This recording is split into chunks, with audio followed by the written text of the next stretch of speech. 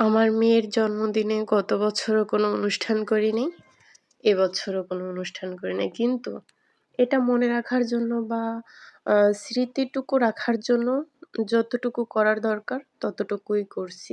এমনিতেও তো আমরা অনেক সময় দেখা যায় কি বাহিরে গিয়ে খাই। তো এই উছিলায় খাইলে সমস্যা কি? তো সেই ক্ষেত্রে সেই অনুযায়ী আ করলাম। আর জন্মদিনের আয়োজন করতে গেলে দেখা যায় কি সবাইকেই ইনভাইট করতে হবে কম বেশি।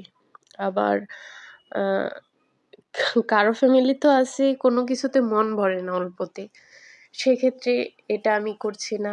আরো একটা কষ্ট আছে। আমার বাবু যখন আমি জানতে পারি যখন বাবু আসবে তখন আমি খুশি থাকলেও খুশি ছিল না, বাকি কেউ খুশি ছিল না। বলতে গেলে একবারে কেউই খুশি ছিল না।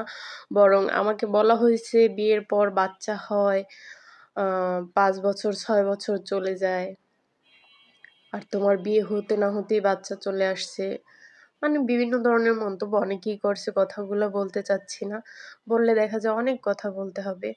তো বাবু হওয়ার আগের জীবনটা আ নরক ছিল একবারে, যেটা বাস্তব কথা।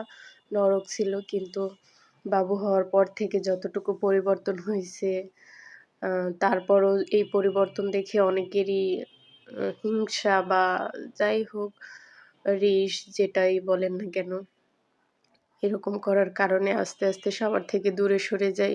অনেক কষ্ট পাইছি। অনেক কষ্টের পরে বাবু হওয়ার পরে আমার জীবনটা, হ্যাঁ, একবারে পাল্টে গেছে বলতে পারি। আলহামদুলিল্লাহ, আলহামদুলিল্লাহ, আলহামদুলিল্লাহ।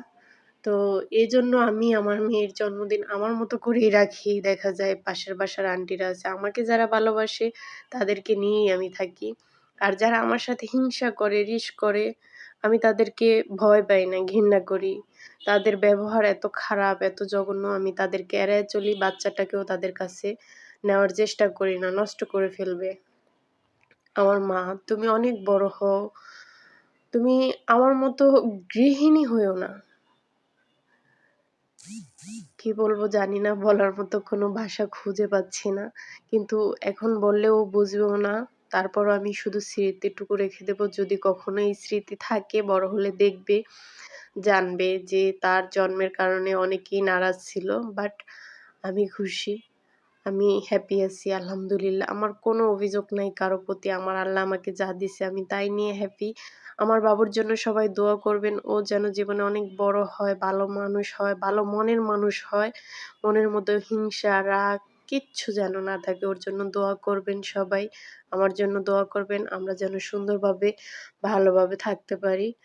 আর এই ভিডিও এই পর্যন্তই রেখে দিলাম। আল্লাহ হাফেজ।